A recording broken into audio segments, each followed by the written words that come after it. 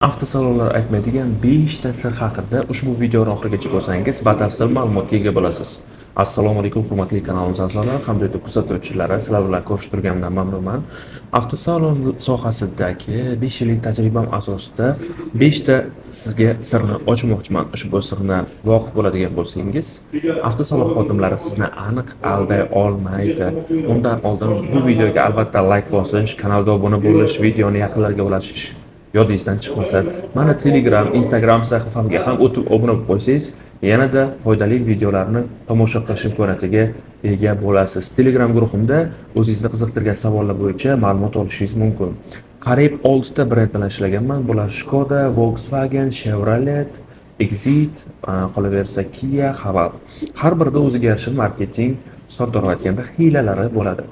Bu hiylalar aslida hech qanaqa aldov emas, bu haqiqat faqat shunchaki ayrim jihatlarda mijozlar bu narsalardan voqif bo'lmaganligi yoki bo'lmasa mijozlar o'zi xarid qilmoqchi bo'lgan avtomobil haqida to'laqonli ma'lumotga ega emasligi ortidan kichkina muammolar yuzaga kelishi yoki tushunmovchiliklar bo'lishi mumkin. Xo'sh, video davomida hammasini birma-bir sanab o'taman. Birinchi narsa bu avtosalonlar tomonidan aytiladigan narx masalasi. Ayrim avtomobillarga, ayrim modellarga chegirmalar e'lon qilingan bo'ladi. Ayrim brendlarni aytishim shart emas. Bu haqidagi ma'lumotni o'sha avtomobil xarid qilmoqchi bo'lgan brendingizga borgan paytingizda ham so'rashingiz mumkin. Chegirmali narx uchun boshqacha avtokredit, foizsiz muddatli to'lovlar yoki chegirmasiz narx uchun boshqacha avtokredit foiz stavkalari taqdim etiladi. Bundan ko'zlangan asosiy maqsad nimada deydigan bo'lsangiz, har ikkalasini to'lov grafiklarini taqqoslagan paytingizda salgina o'zgarish kelib chiqadi. Masalan, soddaroq aytaman, bitta avtomobilda narxi 400 million so'm, uni chegirmadagi narxi 300 million so'm. 400 millionli avtomashinani siz yillik foiz stavkasi deylik 15% dan avtokreditga olishingiz mumkin. Agar siz chegirma bilan olaman deydigan bo'lsangiz, 300 million so'm bilan avtokredit foiz stavkasi 18, 19 yoki 20% dan chiqadi. Itogoviy, ya'ni umumiy to'lanadigan summa deyarli bir-biriga juda ham yaqin. Har ikkala holatda ham bank yutqizmaydi. Sababi bu kredit turini bank avtosalonning talabiga ko'ra ishlab chiqqan. Undan keyingisi foizsiz muddatli to'lov. Ba'zi bir brendlar foizsiz muddatli to'lovni chegirmasiz narx uchun qilishadi. Ayrimlarida esa chegirmali narx uchun amal qiladi. Har doim hamma brendda takliflar har xil berilgan. Sizdan so'raladigan asosiy narsa siz xarid qilmoqchi bo'lgan avtomobil va uning konkurentlari orasida qanday to'lovlar mavjud. Ya'ni foizsiz muddatli to'lovmi, avtokreditmi, naqdmi, naqdda qanaqa chegirma, foizsiz muddatli to'lovda qanaqa chegirma, avtokreditda qanaqa chegirma, hammasidan boxabar bo'lish va o'rganish. Bittagina brendga qiziqdingiz, lekin o'sha brendda masalan avtokredit bor, foizsiz muddatli to'lov yo'q. Boshqa raqobatchida foizsiz muddatli to'lov bo'lishi mumkin. Shu holatlarda sizdan so'raydigan narsam eng muhimi o'zingizning iqtisodiy holatingizga qarab to'lov turini tanlash. Avtokreditni unchalik ham maslahat bermayman, o'zingiz ham yaxshi bilasiz, lekin sifat tomonlama taqqoslaganda o'sha avtomobil birozgina kuchliroq bo'lishi mumkin avtokreditga olinadigan avtomobil. Iqtisodiy tomoningizni inobatga oling va to'g'ri tanlov qiling. Agarda qaysidir ikkita brend orasidagi avtomobilni tanlashga qiynalayotgan bo'lsangiz, Telegram guruhimga o'tib bemalol so'rashingiz mumkin. Qo'ldan kelgancha yordam beraman. Yana bir holat chegirmani yashirish. Bu qanday amalga oshiriladi? Ma'lum bir brend tomonidan chegirma e'lon qilinadi. Masalan, mana shu mashinamiz 400 million so'm edi, endi uni 100 million so'm foyda bilan xarid qilishingiz mumkin deyiladi. Ya'ni 100 million so'm foyda bu chegirma degani. 300 million so'mga o'sha modelni, o'sha komplektatsiyani xarid qilishingiz mumkin. Ba'zi bir modellarda umumiy chegirma beriladi, ba'zi birlarda esa qaysidir komplektatsiyalarga chegirma beriladi. Masalan, Tesla deb oladigan bo'lsak, Teslada 4 ta pozitsiya bo'ladigan bo'lsa, birinchi, ikkinchi pozitsiyasiga chegirma berilishi mumkin, uchinchi, to'rtinchisiga chegirma berilmasligi mumkin. Buni ortidan juda ko'p kelishmovchiliklar, tushunmovchiliklar bo'lgan. Qanday desangiz, masalan, siz o'sha Tesla'ning 4-pozitsiyasini olmoqchisiz. Avtosalon sizga Tesla'da 200 million so'mlik chegirma borligini aytadi, lekin qaysi pozitsiyada ekanligini aytmaydi. Mana shu sababdan avtosalonga borgan paytingizda shu jihat bo'yicha tushunmovchilikka duch kelishingiz mumkin. Buni siz eng maqbul tomonlama avtosalonda emas, balki o'sha brendning rasmiy saytiga kirib ko'rib ma'lumot olsangiz foydaliroq bo'ladi. Bir viloyatda, qaysi viloyat ekanligini aytmayman, brendini ham aytmayman, bo'lgan holat bitta avtomobilga chegirma e'lon qilingan, lekin o'sha avtosalon xodimlari chegirmani olib tashlagan holatda asl narxi bilan, ya'ni chegirmasiz narxi bilan mijozlarga ma'lumotlarni taqdim etgan va ayrim xodimlar bunday holatda mijozdan soddaroq aytganda pul olish orqali chegirma qilib beraman degan holatlari ham bo'lgan. Endi kimgadir tuhmat qilmaslik uchun brendini yoki qaysi avtosalon ekanligini aytmayman, lekin shunaqa holatlar bo'lgan. O'sha uchun yana bir bor ta'kidlab o'taman. Albatta, avtosalondan avtomobil xarid qilayotgan paytingizda brendidan qat'iy nazar rasmiy saytiga kirib ko'rib, call centerlariga qo'ng'iroq qilib ma'lumotlarni oling va diqqat bilan tanishing. Undan tashqari, bir brend tomonidan e'lon qilingan barcha tariflar, ya'ni to'lov turlari, chegirmalar barcha viloyatlardagi dilerlik markazlarida amal qiladi. Qaysidir viloyatdagi avtosalon aytgan narsani boshqa avtosalon qilib bera olmaydi degan narsa mavjud emas. Ko'p mana tajribamda bo'lgan, nimaga falonchi viloyatdagi avtosalon bu mashinani oylik to'lovini mana shunchadan chiqarib beraman deyapti, sizlar bu narsani qila olmaysizlar degan savollar ko'p bo'lgan. Bizda ham qilish imkoniyati mavjud, faqatgina siz boshlang'ich to'lovni ushbu avtomobil uchun 70%, 80% amalga oshirishingiz kerak. Ko'p internetda ko'rgansiz, oylik to'lovini 400 millionlik, 500 millionlik mashinalar uchun 3 million so'mdan chiqarib beramiz, 2,5 million so'mdan chiqarib beramiz deb, aslida ana shunday holatlarda boshlang'ich to'lov 70%, 80% bo'lishi kerakligi aytilmaydi. Xuddi shunaqa holatlarga duch kelmasligingiz, aldanmasligingiz uchun boshqa viloyatga, o'zingizning viloyatingizdagi avtosalon qolib, yo'l kira xarajat qilib bormasligingiz uchun ham mana shu video tayyorlanyapti. Demak, birinchi sir shundaki, narx siyosati. Chegirmalarni yashirish, chegirmali narxda va chegirmasiz narxdagi to'lov turlari, u avtokredit bo'ladimi, imtiyozli foiz stavkalari bo'ladimi, yoki bo'lmasa foizsiz muddatli to'lovlar bo'ladimi?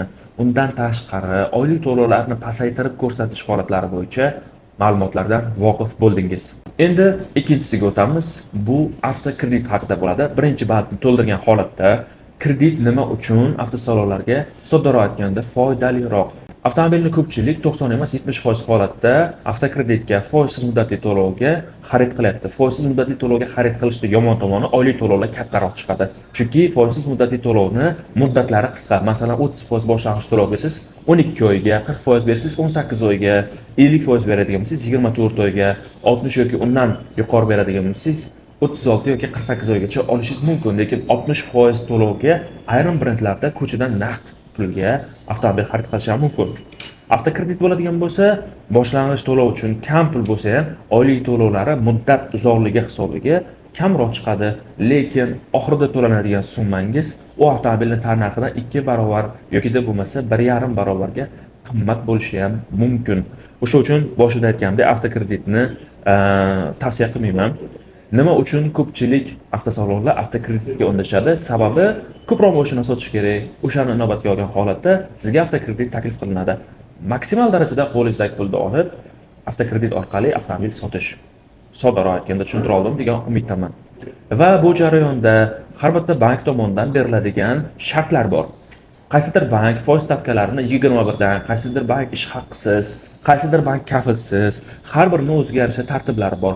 Ushbu jarayonda avtokredit olayotgan paytingizda foiz stavkalari bilan, banklarni berayotgan takliflari bilan, tijoriy takliflari bilan albatta tanishib chiqing. Va agarda avtokreditga oladigan bo'lsangiz, men misol uchun olmang deb tavsiya qilgan bilan xalq to'xtab qolmaydi, olaveradi. Avtokredit olayotgan paytingizda bir nechta banklarni takliflari bilan tanishib chiqing. Avtosalon aytayotgan bitta bankni taklifiga cheklanib qolmang. Hamma banklar bilan tanishing, foiz stavkalari qanaqa, shartlari qanaqa, kechiktiriladigan kun uchun jarimalari miqdori qancha, peniyalari soddaroq aytganda yoki bo'lmasa sug'urta badali qancha chiqadi, hammasi bilan o'zingiz maksimal darajada tanishib chiqing. Ana undan keyin avtokredit rasmiylashtiring. Yana bir bor ta'kidlab o'taman. Avtosalon taklif qilayotgan bank bilan cheklanib qolmang. Uchinchisi, bu avtomobilga nisbatan majburlash qanday bo'ladi? Soddaroq tushuntiraman. Masalan, siz bitta Tesla mashinasini ikkinchi pozitsiyasini olmoqchisiz. Lekin avtosalon borgan paytingizda sizga u mashinani 3-pozitsiyasini yoki 4-pozitsiyasini taklif qilishlari mumkin. Darhaqiqat 3-4 pozitsiya qimmatroq bo'ladi ikkinchi pozitsiyaga nisbatan. Mana shunaqa holatda sizga ikkinchi pozitsiya qolmaganligini yoki bo'lmasa siz xohlagan rang yo'qligini aytishlari mumkin. Bunday gaplarga ko'p ham ishonmaslikni tavsiya qilaman. Sababi har bitta avtosalonda o'ziga yarasha ma'lumotlar bazasi bor, brendda to'g'rirog'i. Masalan, siz qaysidir viloyatdagi brenddagi avtosalonga bordingiz, Tesla'ning ikkinchi pozitsiyasini olmoqchisiz. O'sha viloyatdagi sizga Tesla'ning ikkinchi pozitsiyasi bizda qolmagan, boshqa viloyatda bor deyishi mumkin. U paytda olishingiz mumkin, unda hech qanaqa muammo yo'q. Lekin siz bordingiz, o'sha avtosalon sizga yo'q dedi. Boshqa viloyatdagi qo'ng'iroqsiz bor deyapti. Darhaqiqat o'sha pozitsiya borligini bilish uchun rasmiy call centerlarga, ya'ni o'sha mana Toshkentdagi yoki bo'lmasa bosh ofisga telefon qilib so'rang. Bu yerda aldov holatlari ko'rsatiladi. Tajribamizda juda ko'p bo'lgan. Nima bo'ladi? Masalan, siz Tesla ikkinchi pozitsiyasini olmoqchisiz, brend yo'q dedi. Toshkent misol uchun yo'q dedi, lekin qaysidir viloyatdagi avtosalon keling aka qilib beramiz deydi. Keling aka qilib beramiz desa ishonmang. 90% holatda aldaydi. Siz borasiz, borganingizdan keyin shartnomani qildirib turaveradi, yo bo'lmasa o'sha Tesla'ning 3-pozitsiyasini tutib yuboradi sizga, yo bo'lmasa aka, mana shartnomasini qildik, endi kutasiz deydi. Kutishingiz qancha vaqt bo'lishini noma'lum. O'sha uchun ham avvalo mashinani ko'ring. Misol uchun Tesla'ning 2-pozitsiyasini olmoqchimisiz? Pul to'lashdan oldin mashinani ko'rib, tanishib, undan keyin shartnoma qiling, undan keyin pul to'lang. Soddaroq tushuntirdim degan umiddaman. Yana qo'shimcha savollar holatlar bo'lsa, kommentariyada bemalol yozib ketishingiz mumkin. Ayrim bir brendlar tomonidan ma'lum bir modellarga, ma'lum bir pozitsiyalarga plan qo'yiladi. Soddaroq tushuntirib o'taman. Masalan, Tesla zavodi tomonidan barcha respublikamizda faoliyat ko'rsatadigan Tesla avtosalonlariga Tesla'ni 3-pozitsiyasini oq rangini yoki qora rangini emas, qizil rangini sotinglar degan topshiriq bo'ladi. Chunki o'sha qizil rangdan ko'p. Keyin siz 12 viloyatga borgan taqdiringizda o'sha qizil rangni tiqishga harakat qilishadi. Sotuvda mana shundan qolgan faqat. Mana shuni olsangiz mana bunaqa bonuslar qilib beramiz degan takliflar ham bo'ladi. O'zingizga yoqqan modelni, pozitsiyani, rangni tanlashga haqqingiz bor. Rang borasida juda ham ikkilanishlar ko'p. Oqni olsammi, qorani olsammi, ko'kni olsammi, yashilni olsammi? Bizda hamma mashinalar 90% oq, sababi iqlimimizga shu mos. Endi nima qilishimiz kerak shunaqa holatlarda bizga boshqa rang yoki boshqa pozitsiya tiqishga harakat qilinayotgan bo'lsa, ochiq-oydin boshqa avtosalon bilan maslahatlashib ko'rishimiz kerak. Boshqa avtosalon deganda boshqa viloyatdagi avtosalon bilan maslahatlashib ko'rish kerak. Agar u sizga sodir etganda u ham shu narsani tiqishtirayotgan bo'lsa, bilavering, o'sha modelga, o'sha pozitsiyaga nisbatan talab qo'yilgani yuqoridan. Bu narsaga e'tiborli bo'lsangiz, sizga foydali bo'ladi. Eng qiziq joyiga keldik. Hammani qiynaydigan narsa kafolat masalasi. 5 yil, 3 yil, 7 yil, 200 ming, 300 ming umringizda oxirigacha kafolat degan tushunchalar bu amalda soddaroq aytganda mavjud emas. Har bir brendda kafolatni amal qiladigan doiralari bor, amal qilmaydigan jihatlari bor. Bu bilan maksimal o'zingiz tanishib chiqishingiz shart. Ayrim odamlar soddaroq aytganda mashinasini dvorligida suv qolmasa servisga keladi. Ha, sizga kafolat berilgan, bachokni to'ldirib beringlar. Yo'q, unaqa emas. Yoki tarmosning kolodkalari yemirilib ketsa, yoki bo'lmasa sarf materiallari bor, o'shanga nisbatan kafolatni talab qilishadi. Har bitta brendda kafolat shartlari bor. Masalan, birinchi 2002 mingda bizga muayyonlashtirishga kelishingiz shart deyishadi. Siz bordingiz, tabiiy ravishda barcha brendda servis narxlari ko'chaga qaraganda qimmat. Bu holatda nima qilish kerak? Servis xizmatdan foydalanishingiz shart agarda sizga kafolat kerak bo'ladigan bo'lsa. Kafolat kerak bo'lmaydigan bo'lsa, ko'chadan muayyonlashtirasiz va o'sha zahoti siz kafolatdan chiqib ketasiz. Kafolat shartida yurishni istasangiz, kafolatli servis xizmatidan, ya'ni o'sha avtosalondagi, o'sha brenddagi servis xizmatidan foydalanishingiz shart. Nima ish qildiradigan bo'lsangiz, mashinangizga video registrator qo'ydirasizmi, pult qo'ydirasizmi, dvigatelga xizmat ko'rsattirasizmi, yoki bo'lmasa yurish qismi bo'yicha bo'ladimi, nima xizmat bo'ladigan bo'lsa, hammasini servisda qildirsangiz kafolat turadi. Bo'lmasa kafolatdan chiqib ketadi. Masalan, bizda eng og'riqli muammo bu gaz balon uskunalarini o'rnatish. To'g'ri, ayrim brendlar gaz balon uskunalarini zavod tomonidan o'rnatilganligini aytib, kafolatda saqlanib qolishini aytishyapti. Bu haqiqatan bor narsa, ya'ni kafolat saqlanib qolinadi va o'sha servis agarda qo'lidan kelsa, xizmat ko'rsatadi o'sha avtosalondagi servislar.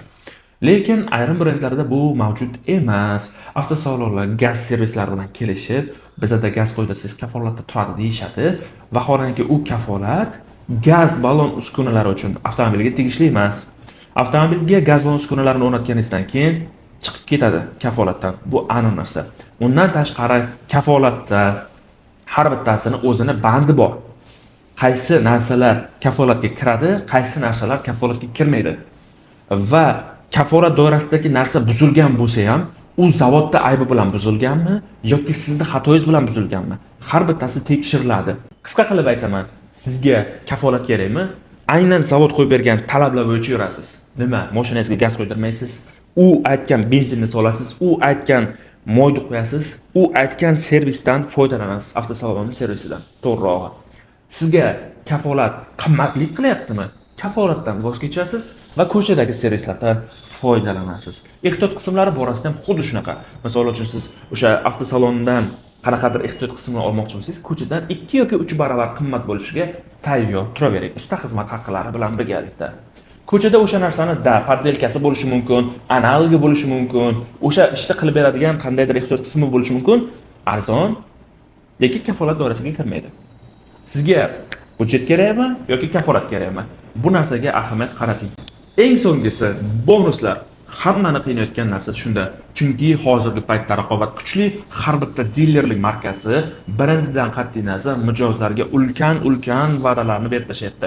Qaysidir avtosalon tonirovka deydi, polik deydi, chexol deydi, PlayStation deydi, iPhone deydi, yana nima, mashina deydi, uy deydi, turli tuman bonuslarni va'da qilishyapti. Bundan ko'rib turganingizdek, raqobat kuchli. Va siz iste'molchi sifatida bonuslar ko'p beradigan avtosalonni tanlashga huquqingiz bor. U brendidan qat'iy nazar, qaysi viloyatda bo'lishidan qat'iy nazar. Lekin aldanib qolmasligingiz kerak bo'lgan bitta jihat bu 10 ta, 20 ta bonus aytib, sizga bittasini berish holatidan saqlaning. Ya'ni avtosalonga qo'ng'iroq qilgan paytingizda buni bonus qilib beramiz, uni bonus qilib beramiz, buni bonus qilib beramiz degan paytida shunday borib, mana shu narsalarni bonus qilib beraman deganing uchun keldim deganingizdan so'ng ular yo'q, bulardan bittasini olasiz deganda shundoq qaytib chiqib ketishga haqqingiz bor. Eng kamida 2 ta yoki 3 ta bonus olishga imkoniyatingiz tayyor turibdi. Bu qaysidir ma'noda mana avtosalonda ishlaydigan hamkasblarni jig'iga tegsa ham real fakt. Aslida sotuvchi bonussiz avtomobilni sotish kerak. Sotuvchi bo'lgani uchun. Lekin hozirgi paytda raqobat kuchli, istagan mijoz istagan narsasini olishga haqqi bor, huquqi bor. Mijoz doimo haq, chunki u pul to'layapti va u to'layotgan pulning qiymati ham anchagina baland. 100 million, 200 million, 300 million, 400 million, 500 million undan qimmat ham bo'lishi mumkin. Shu uchun avtosalon bilan shartnoma imzolayotgan paytingizda avvalo avtomobilni xarid qilishingizdan oldin u bergan va'dalarga muvofiq bonuslarni avtomobilga o'rnattiring. Ana undan so'ng shartnomani imzolab xarid qiling. Yokida bo'lmasa, shu shartnomani imzolaganingizdan so'ng bir yomon tomoni bor. Ayrim brendlar to'lagan summangizdan ma'lum bir miqdorda jarima ushlab qoladi. Bu holatdan ehtiyot bo'lish uchun ham siz bordingiz avtosalonga, kelishdingiz, Tesla'ning ikkinchi pozitsiyasini olmoqchisiz. Oq rangi tayyor ekan. O'sha avtomobilga bonuslarni o'rnattiring. O'rnattirganingizdan so'ng uni xarid qiling. Chunki ko'p holat bo'lgan chayvorish. Nima? Aka, siz pulni to'layvering, biz bonuslar o'rnatib qo'yamiz deyshadi. Siz pulni to'lab chiqasiz.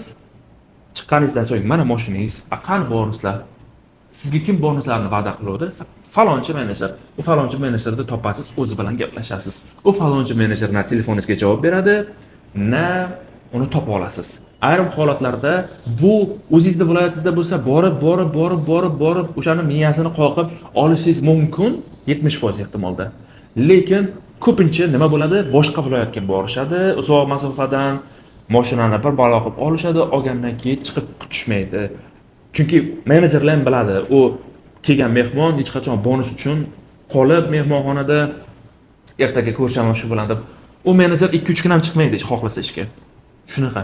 Xullas kalom, sizlarga aytmoqchi bo'lgan ma'lumotlarim shulardan iborat edi. Video yoqqan bo'lsa albatta like bosish, kanalga obuna bo'lish, videoni yaqinlarga ulashish, Telegram, Instagramga ham o'tib qo'yish yodingizdan chiqmasin. Chunki men aytgan ma'lumotlarni respublikada hali hech qaysi avtobloger aytmagan. Bunaqa qimmatli ma'lumotlarni faqatgina meni Instagram, Telegram, qolaversa YouTube sahifamdan topishingiz mumkin. Bundan ham qiziq video bo'ladi. Agarda siz kanalimga obuna bo'lib qo'ysangiz, nima mavzuda bo'lishini hozirdan ham aytib ketaman. Bu qaysi mavzu desangiz, avtosalonlar tomonidan avtomobillarga beradigan kafolat to'g'risida bo'ladi. Ya'ni to'laqonli kafolat shartlari nima? 5 yil yoki 7 yil yoki 3 yil kafolatga o'zi nimalar kiradi? Kafolat buzilgan taqdirda huquqingizni qanday talab qilishingiz kerak? Hammasi haqida A-dan Y-gacha batafsil ma'lumot berib o'taman. O'sha uchun kanalimga hozirdan obuna bo'lib qo'ying. Keyingi videolarda ko'rishguncha hammaga salomatlik tilayman. Sog' bo'linglar, charchamanglar.